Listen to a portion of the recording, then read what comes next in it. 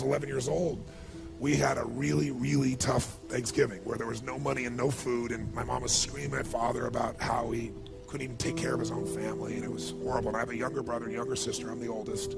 So I was trying to keep them from hearing this conversation, and then a miracle happened. Bang on the door. I'm the oldest. They're screaming, so I go answer the door. And I answer the door, and standing there is this giant man. It was this little boy. And he's holding this huge box of food. And beside him on the ground was a black pot with an uncooked turkey in it. And he said, "Is your father home?" And I said, "Just one moment." I was like unbelievably euphoric. I thought, this is a gift from God. This is going to change it all. This is going to make my mom and dad happy. It's going to be unbelievable.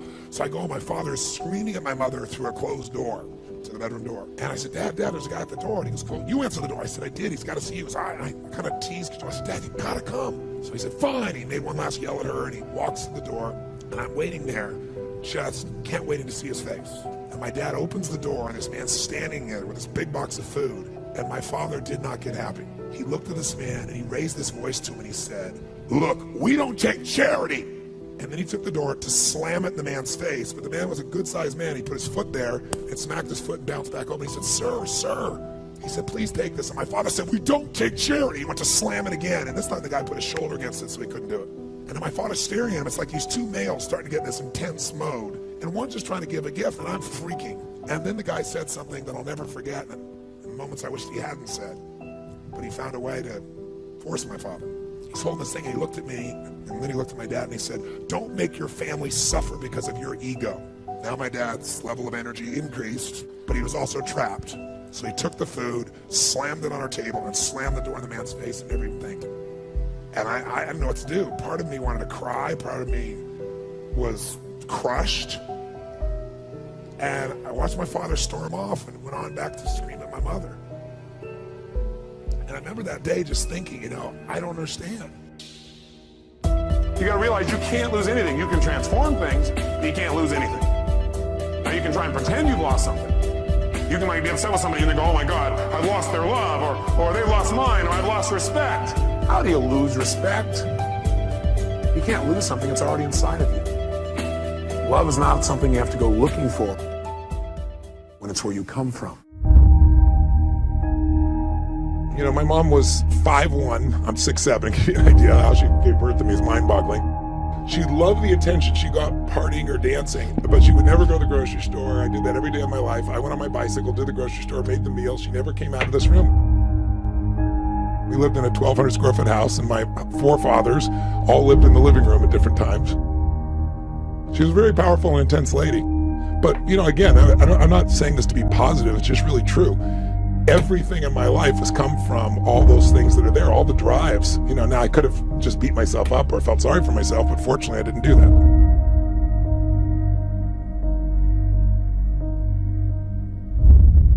I remember sitting there in my 400 square foot bachelor apartment in Venice, California, all alone and crying. I remember feeling like my life didn't even matter, as if the events of the world were controlling me. I also remember the moment my life changed, the moment I finally said, "I've had it. I know I'm much more than I'm demonstrating, mentally, emotionally, physically. I'm more than what my life is showing right now." I made a decision in that moment which was to alter my life forever. I decided to change virtually every aspect of my life. I decided I would never again settle for less than I could be. Who would have guessed that this decision would bring me to such an incredible moment now? I know I'll never forget the day that really hit me that I was truly living my dream. I was flying my jet helicopter from a business meeting in Los Angeles, traveling to Orange County on the way to one of my seminars. And as I flew over the city of Glendale, California, I suddenly recognized a large building. And I stopped the helicopter and hovered above it. And as I looked down, I realized this is the building that I'd worked in as a janitor a mere 12 years ago. In those days, I've been concerned about whether my 1960 Volkswagen would hang together for the 30-minute trip to work. My life had been focused on how am I going to survive. I felt alone and I felt fearful. But that day, as I hovered there in the sky, I thought, what a difference a decade can make. I did have a dream back then, but at the time it seemed like it would never be realized. Today, though, I've really come to believe that all my past failures, all my frustrations were actually just laying the foundation for the understandings that have created the new level of living I now enjoy.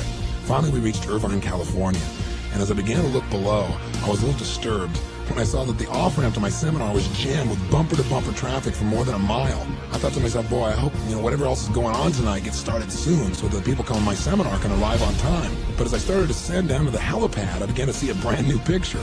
Thousands of people being held back by security just where I was about to land. Suddenly, I began to grasp the reality. The traffic jam had been caused by people coming to my event. When I walked into the arena from the landing pad, I was surrounded by hundreds of people who wanted to give me a hug or tell me how my work had positively impacted their lives. And as I looked out on the audience, I saw 5,000 smiling, cheering, loving faces. And in that moment, I realized I am living my dream. No matter how bad your life is, the first thing you should do is to help somebody else who's worse off, because it'll put everything in perspective. I don't care how bad it is. You're missing a leg. You've lost your job. The way out of that, strengthen your mind, read, feed your mind, but go help somebody else.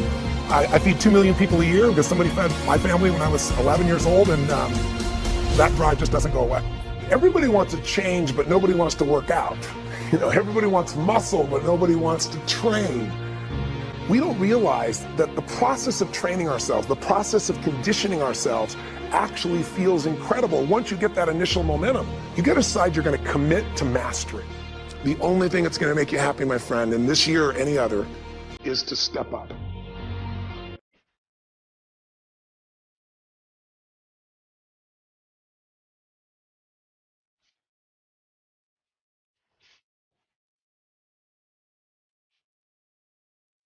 Put it